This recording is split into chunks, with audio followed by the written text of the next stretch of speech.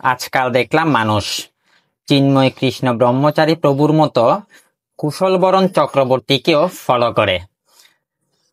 কুশলবরণ চক্রবর্তী, হ্যাঁ, চট্টগ্রাম বিশ্ববিদ্যালয়ের শিক্ষক হিসেবে কেমন সেটা আমি বলতে পারবো না, তবে মানুষ হিসেবে যে উনি তেমন একটা সুবিধার লোক নয় সেটা আমি হলফ করে বলতে পারি। উনি দেখলাম গতকালকে একটা পোস্ট করছে যে সচ্ছল হিন্দু পরিবারের ছেলে মেয়েগুলোকে নাকি ধর্মীয় সংগঠন করতে দেয়া হয় না। আমার না ওনার কাছে একটা প্রশ্ন, কোন ধর্মীয় সংগঠনগুলোর কথা উনি আসলে উল্লেখ করলেন, মানে বললেন? যদি আবার ভেঙে বলে নাই, বলছে ধর্মীয় সংগঠনগুলো করতে দেয়া হয় না, উনি কোন সংগঠনগুলোর কথা বলছেন? চাঁদাবাজ, ধর্ম ব্যবসায়ী, মাদক আসক্ত, হ্যাঁ, এইসব ধর্মীয় সংগঠনগুলোর কথা উনি বলছেন। যদি সনাতন পরিবারের ছেলে মেয়েদেরকে এইসব সংগঠন করতে দেয়া না দেয় তাদের বাবা মা, তাহলে একদম সঠিক একটা কাজ করতে, উত্তম একটা কাজ করছে। যদি এই ধর্মীয় সংগঠনগুলোর কাছ থেকে কোনো শিক্ষা নেওয়া থাকতো, কোনো কিছু শেখার থাকতো, তাহলে বাংলাদেশে 1000-এরও বেশি ধর্মীয় সংগঠন কেন?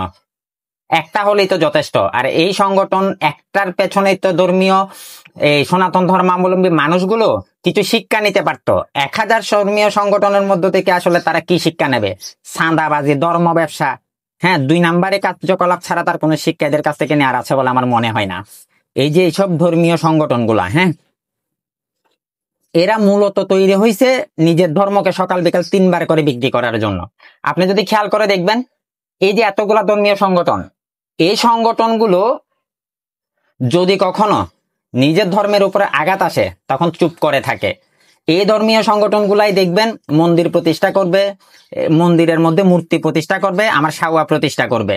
যখন উগ্রবাদী কিংবা জঙ্গিরা এসে এই ধর্মীয় স্থাপনাগুলোর উপরে আঘাত করে, মন্দির ভাঙে, এই মন্দিরের পাশাপাশি মূর্তি ভাঙে, তখন এইসব ধর্মীয় সংগঠনের নেতা কর্মীরা যারা এইসব ধর্মীয় সংগঠনগুলা করে, এই খানকিরপুলারা মুখের মধ্যে চুনুনিয়া বৈশা থাকে। নিজেদের জায়গা থেকে প্রতিবাদ করা তো দূরের কথা, ফেসবুকের মধ্যে এসে এইসব ধর্মীয় সংগঠনের নেতা কর্মী কিংবা ফতবিদারে খানকিরপুলারা একটা পোস্ট দিতে পর্যন্ত ভয় পায়। আবার এই কুশলবরণ চক্রবর্তী বলে এইসব ধর্মীয় সংগঠনের সাথে নাকি যুক্ত হতে দেয় না, ধর্মীয় শিক্ষা নিতে দেয় না। চাঁদাবাজি, তারপর হচ্ছে নারীবাজি, নেশা, ধর্ম ব্যবসা, এইগুলা ছাড়া এইসব ধর্মীয় সংগঠনের মধ্যে শিকার মতো কি আছে আমার একটু বলেন, কি জিনিসটা আছে?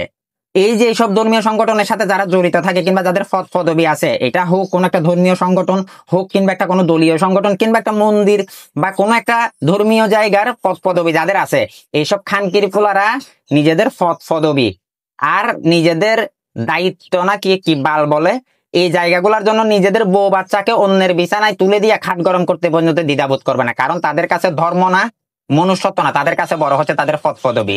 এইসব সাওয়ার ধর্মীয় সংগঠনের কথা কি উনি বললেন? কোন জ্ঞানে বললেন? উনি একজন শিক্ষক হয়ে আমার মাথায় আসে না।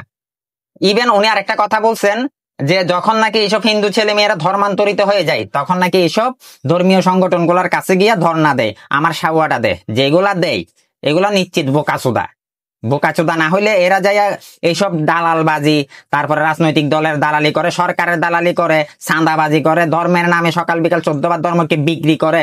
হ্যাঁ, এইসব সংগঠনের কাছে দেয়া ধর্ণা দেওয়ার কিছু নাই ভাই। আপনার মেয়ে কিংবা ছেলে ধর্মান্তরিত হয়ে গেছে, তার আপনি তেজ্যপুত্র করে দেন, ভুলে যান। ধর্মীয় সংগঠনের কাছে যাই আপনি কিছুই পাবেন না, উল্টো দেখবেন যে তারা ওদের কাছ থেকে টাকা পয়সা খাই আপনারা 7-5-14 বোঝাই দিবে, কারণ এরা হচ্ছে যে দালাল, জন্মগত ভাবে দালাল, এরা ধর্মকেই বিক্রি করে খায়। এরা কোত্থেকে আপনাকে ভালো কোন একটা ন্যায় বিচার পাইয়া দিবে? যদি ন্যায় বিচার করতে চান তাহলে আপনার ছেলে আজকে ধর্মান্তরিত হয়েছে, কালকে যাতে অন্যের ছেলে মেয়ে ধর্মান্তরিত না হয় সেই ব্যবস্থা করেন, সেই স্টেপ নেন, নিজের হাতে শাস্তি দেওয়ার ব্যবস্থা করেন।